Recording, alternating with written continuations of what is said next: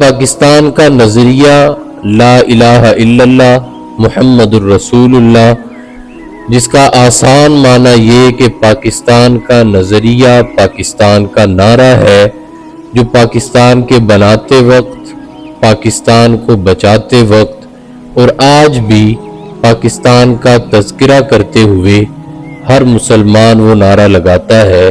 وہ نعرہ یہ کہ پاکستان کا مطلب کیا، لا الہ الا اللہ، دستور ریاست کیا، محمد الرسول اللہ۔ تو یہ نعرہ نعرے کی حد تک نہیں رہا، یہ ہمارے دستور کا حصہ بنا۔